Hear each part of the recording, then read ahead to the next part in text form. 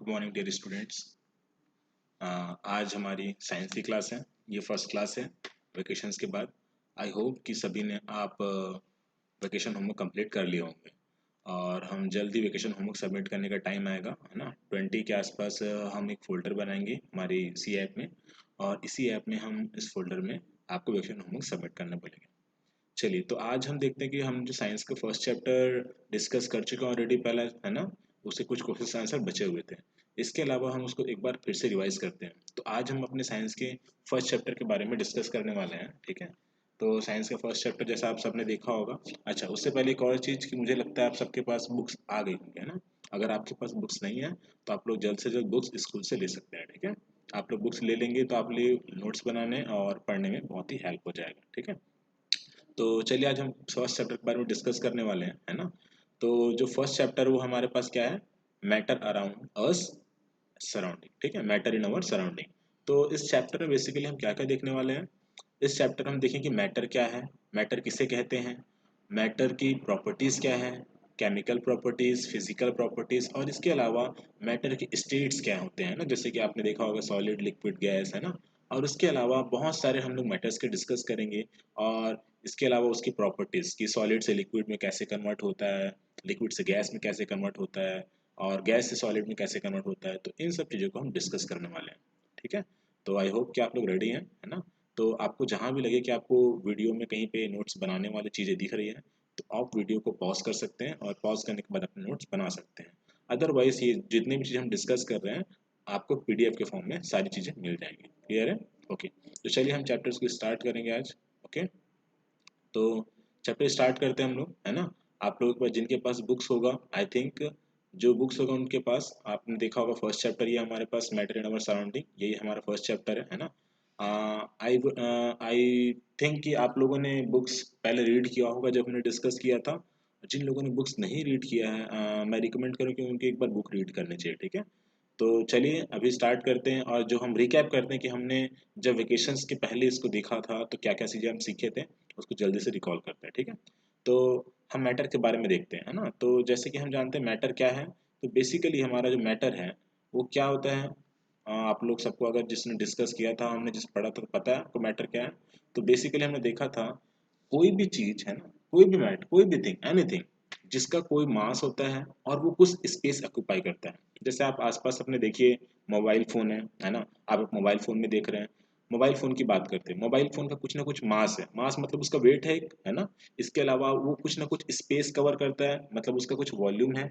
Similarly आपके आसपास बहुत सारी चीज़ें और भी दिख रही होंगी, है ना।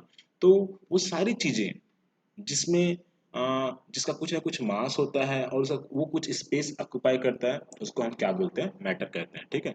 तो यहाँ से हम सिंपली उसको डिफाइन कर सकते हैं, anything that have mass and occupy space is called matter, ठीक है। तो फिर चाहे हम बात करें कि मैटर की एग्जांपल्स की, तो आपके आसपास अगर आपको चेयर दिख रहा है, चेयर भी क्या है, मैटर है, बिकॉज चेयर का भी कुछ ना कुछ वेट होता है, ठीक है, और वो कुछ ना कुछ स्पेस ऑक्यूपाई करता है। इसके अलावा टेबल है, टेबल भी हमारे लिए क्या है, मैटर है, बिकॉज वो भी स्पेस ऑक्यूपाई करता है, उसका कुछ ना कुछ मास है। इसी तरीके से ब्रिक्स, ठीक है, वाटर हो गया, या फिर सैंड हो गया, या फिर बोला जाए कि जो चावल के दाने हो गए, इवन अ सिंगल पार्टिकल, याद रखेंगे यहाँ पे मैंने बोला सैंड, है ना। सैंड के जो पार्टिकल्स होते हैं बहुत छोटे होते हैं, और वो सिंगल पार्टिकल भी मैटर कहलाएगा, क्योंकि हमने क्या बोला, एनीथिंग दैट हैव मास।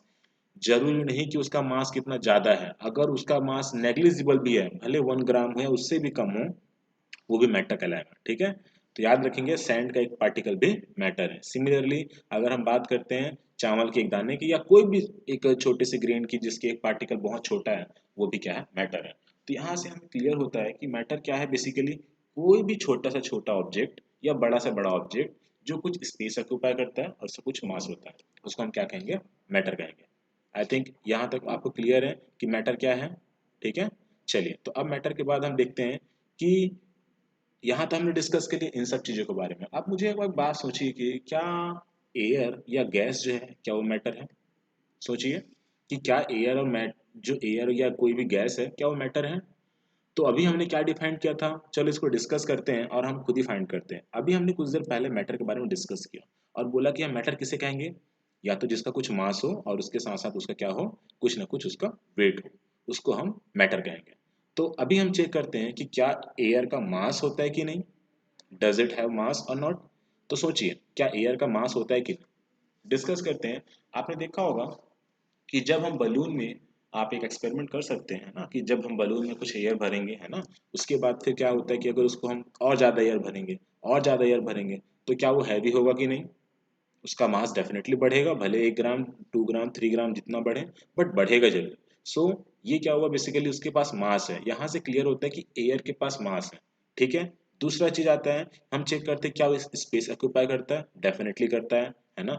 अगर हमारे रूम में कुछ नहीं होता तो हमको पता है उसमें क्या होता है, एयर होता है। अगर बॉटल में पानी नहीं होता तो हमको पता है उसमें क्या होता है, एयर होता है। इसका ये मतलब हुआ कि एयर भी स्पेस ऑक्यूपाई करता है। इसका मतलब कोई भी गैस या कोई भी एयर, मतलब एयर जो है ना, वो भी स्पेस ऑक्यूपाई करता है और मास। और याद रखें, जो भी सब्सटेंस, जब भी कोई मास ऑक्यूपाई, मास होता है जिसका, और कोई स्पेस ऑक्यूपाई करता है, उसको हम मैटर कहेंगे। क्लियर है। तो यहाँ तक हमको समझ आ गया कि एयर भी एक तरीके का मैटर है। ध्यान रखेंगे, कोई भी गैस एक मैटर है। ठीक है। तो अब यहाँ से हम सोचते हैं भाई कि अगर एयर भी मैटर है, गैस भी मैटर है, और जो ग्रेन्स, चेयर, टेबल, कुर्सी, ये सब भी मैटर है, तो फिर ऐसा क्या चीज़ है सर जो मैटर नहीं है। तो चलिए हम डिस्कस करते हैं ऐसा कौन सी चीज़ है जिसको हम मैटर नहीं बोलेंगे। ठीक है। तो what is not a matter, जरा सोचिए। आप अगर ध्यान से सोचेंगे ऐसा कोई आपके पास जो है जो मैटर नहीं है। तो मैं एक एग्जांपल देता हूँ, सोचिएगा है ना, आप सोचिए कि मैटर है कि नहीं। जैसे कि मैं कुछ सोच रहा हूँ, मेरे थॉट्स जो मेरे माइंड में है, क्या वो मैटर है। चलो हम चेक करते हैं कि मैटर है कि नहीं। हमने क्या बोला, मैटर कब बोलेंगे, अगर कोई भी चीज फिजिकली उसका कुछ मास हो, और वो फिजिकली कुछ ना कुछ स्पेस ऑक्यूपाई करता हो, ठीक है, या उसका वॉल्यूम। तो मैं जो थॉट्स है मेरी, है ना, जो मेरी थॉट्स हैं, क्या वो स्पेस ऑक्यूपाई करती है, क्या वो रियल वर्ल्ड में कोई वॉल्यूम कवर करती है, नहीं। क्या उसका कोई मास है, बिल्कुल नहीं। ठीक है। अच्छा एक और एग्जांपल लेके चलते हैं। ठीक है। इसका मतलब यहाँ से हम देख रहे हैं थॉट्स जो है वो मैटर नहीं है। यहाँ पे हम इमोशंस की बात करें, जैसे कि मुझे, मैं बोलूँगा मुझे गर्मी लग रही है, एक इमोशन से गर्मी लगना। तो क्या गर्मी लगना जो इमोशंस है ना, हॉटनेस जो है, कोल्डनेस जो है, ठीक है, क्या ये मैटर कहलाएगा, नहीं। बिकॉज हमको पता है, अगर मुझे मुझे बोला मुझे गर्मी लग रही है, तो जो गर्मी लगने वाले जो इमोशंस है उसना उसका कोई मास होता है, और ना ही उसका कोई स्पेस कवर करने का कोई क्राइटेरिया होता है। सो इमोशंस, थॉट्स, स्मेल, जब हम कोई चीज स्मेल करना, is not a matter. Clear है। तो हम ध्यान रखेंगे यहाँ से, जो भी थॉट्स है, इमोशंस, स्मेल्स हैं, वो मैटर नहीं कहलाएंगे। इतना मेरे ख्याल से क्लियर है यहाँ पे। ठीक है। तो ये चीजें होंगी। चलिए अब इसके बाद आगे बढ़ते हैं कि फिजिकल नेचर ऑफ मैटर क्या क्या चीज़ें हैं। ठीक है। मतलब हम बात करते हैं कि मैटर्स के कौन कौन सी प्रॉपर्टीज को हमको डिस्कस करनी है। ठीक है।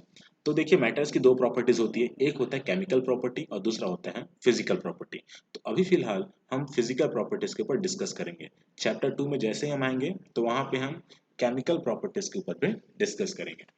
तो यहाँ पे फिजिकल प्रॉपर्टीज का मतलब होता है कि उसका साइज कैसा है, उसका शेप कैसा है, उसकी वो सॉलिड है कि लिक्विड है कि गैस है। हम इन चीजों को बोलते हैं फिजिकल नेचर। ठीक है।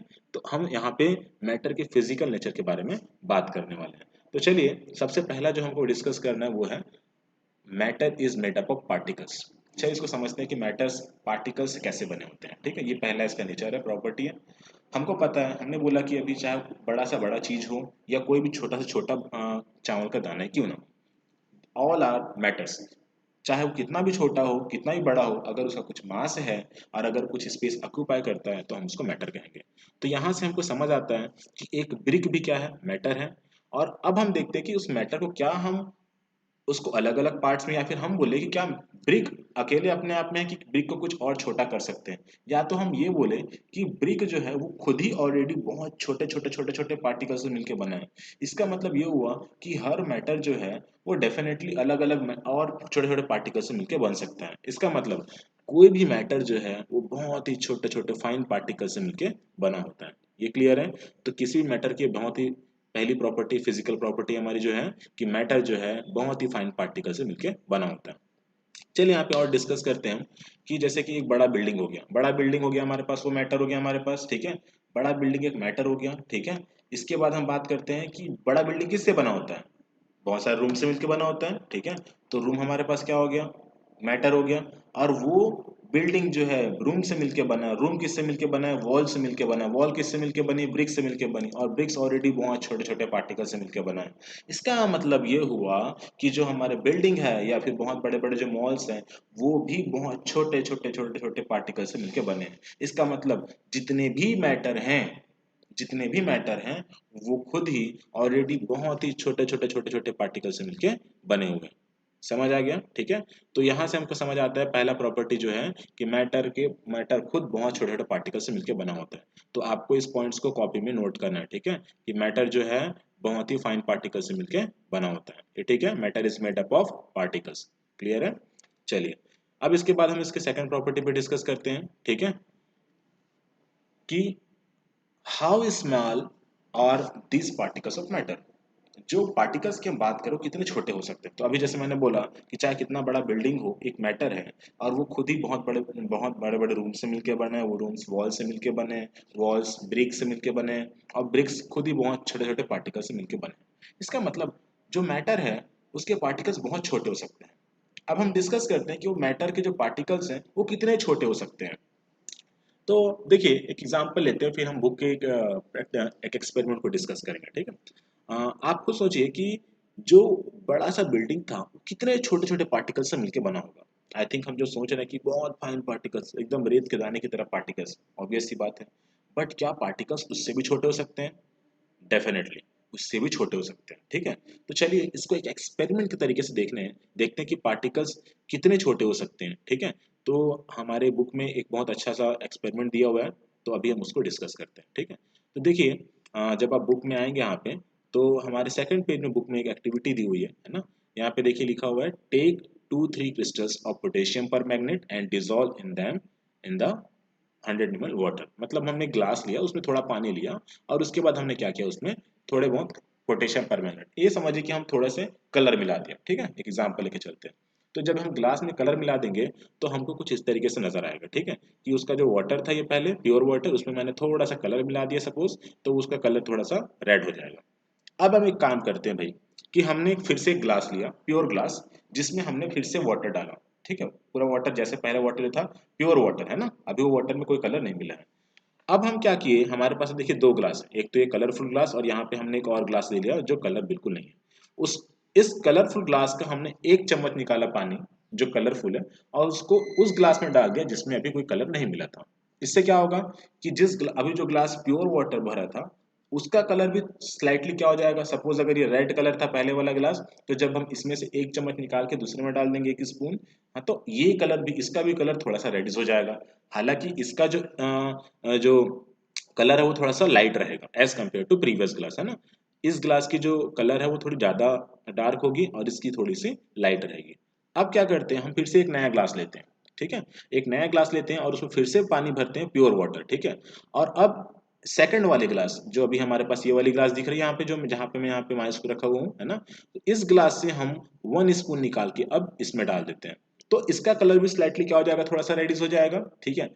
अब सिमिलरली एक और न्यू ग्लास लेते हैं जिसमें प्योर वाटर लेते हैं, और उसके बाद फिर उसमें भी हम इस वाले ग्लास से 1 स्पून निकाल के इसमें डाल देते हैं। तो इसके डालने के बाद इसका भी कलर थोड़ा सा स्लाइटली रेड हो जाएगा। हम यहाँ पे देख रहे हैं कि जैसे जैसे हम आगे बढ़ते जा रहे हैं, हालांकि कलर थोड़ा सा लाइट होते जा रहा है, बट उसका इफेक्ट अभी भी नजर आते जा रहा है। हमने स्टार्टिंग में कितने पोटेशियम परमैंगनेट, कितने क्रिस्टल डाले थे, आपको याद है? हमने देखा था, देखो यहाँ पे हमने देखा कि पोटेशियम परमैंगनेट के हमने यहाँ पे 2 से 3 क्रिस्टल डाले थे। देखिए यहाँ पे लिखा हुआ है ना, पोटेशियम परमैंगनेट के हमने कितने क्रिस्टल डाले हैं, 2 से 3 क्रिस्टल, ठीक है। तो जो 2 से 3 क्रिस्टल हमने डाले हुए हैं, ठीक है, तो ये 2 से 3 क्रिस्टल जो है वो कितने छोटे थे, और उसके बाद जब हमने इसमें मिलाया तो वो पूरी तरह डिसॉल्व हो गया। और जब हमने उसमें डिसॉल्व वाटर को फिर किसी और में एक चम्मच मिलाया, वो उसमें डिसॉल्व हो गया, और इसमें डिसॉल्व, और इसमें डिसॉल्व, और उसका इफेक्ट अभी भी दिख रहा है। इसका मतलब मैटर्स बहुत छोटे होते हैं। वो 2-3 क्रिस्टल के अंदर भी मिलियंस ऑफ क्रिस्टल थे, और जब वो मिलियंस ऑफ क्रिस्टल मिल गया तो जब मैंने उसमें से 1 स्पून निकाला तो उसमें भी बहुत सारे क्रिस्टल रहे होंगे। सपोज करो कि थाउजेंड्स में क्रिस्टल रहे होंगे, है ना, मतलब पार्टिकल्स रहे होंगे। और जब वो थाउजेंड से पार्टिकल्स को मैंने फिर 1 स्पून लिया तो उसमें हंड्रेड्स ऑफ पार्टिकल रहे होंगे। उस हंड्रेड्स ऑफ पार्टिकल्स से मैंने फिर 1 स्पून लिया तो उसमें 10 ऑफ पार्टिकल्स रहे होंगे। मतलब पार्टिकल्स बहुत छोटे छोटे हैं। उस 2-3 क्रिस्टल में मिलियंस ऑफ पार्टिकल्स थे, उसमें से फिर और पार्टिकल्स इस तरह से ट्रेवल करते चले। इसका मतलब ये हुआ कि मैटर जो बने होते पार्टिकल्स हैं, वो पार्टिकल्स बहुत छोटे होते हैं। तो देखो यहाँ पे एक वर्ड लिखा है हमारे बुक में, the particles of matter are very small, they are small beyond our imagination. वो इतने छोटे होते हैं कि हम सोच भी नहीं सकते। क्लियर है? तो यहाँ से हमको समझ आता है कि मैटर जो होता है उसके पार्टिकल्स बहुत ही छोटे होते हैं। ठीक है? तो यहाँ से हमारे पास हम समझ गए कि मैटर्स बहुत छोटे होते हैं। देखिए दो प्रॉपर्टी हमने डिस्कस कर ली है ना, कि पहला तो ये कि मैटर्स बहुत ज़्यादा मतलब पार्टिकल से बने होते हैं, दूसरा कि उसके जो पार्टिकल्स होते हैं वो बहुत छोटे होते हैं। ये ठीक है? तो यहाँ तक हमने देख लिया। ठीक, चलिए, तो यहाँ तक हमने डिस्कस कर लिया कि पार्टिकल्स जो होते हैं बहुत ही स्मॉल होते हैं। हमने डिस्कस कर लिया मैटर क्या है, मैटर की प्रॉपर्टीज क्या है, फिजिकल प्रॉपर्टीज। आज की क्लास में हम इतना ही पढ़ते हैं। ठीक है? अगली क्लास में हम देखेंगे कि इसकी चैप्टर के जितने भी बचे हुए पोर्शन हैं उसको हम कंप्लीट करेंगे। आज जो हमने वीडियोस देखे, इस वीडियो से रिलेटेड मैं कुछ क्वेश्चंस आज 1 बजे पोस्ट करूंगा। ठीक है? आप उसका आंसर कीजिएगा और मुझे बताइएगा अगर कोई आपको डाउट हो। ठीक है? मैं फिर से एक बार बोल दूं, जिन लोगों ने बुक्स नहीं लिया है वो जितने जल्दी हो सके बुक्स अपने पास ले आए। ठीक है? स्कूल में बुक्स अवेलेबल हैं। ठीक है? आप चाहो तो स्कूल से बुक्स ले सकते हैं। ठीक है? तो स्कूल से बुक्स ले जाइए और आप बुक्स को कंटिन्यू करिए, क्योंकि हम कुछ दिनों बाद अब नोट्स भी बनाना शुरू करेंगे हम। ठीक है? आज जो हमने देखा, इस वीडियो को मैं पीडीएफ फॉर्म में भी आपको आज भेज देंगे। ठीक है?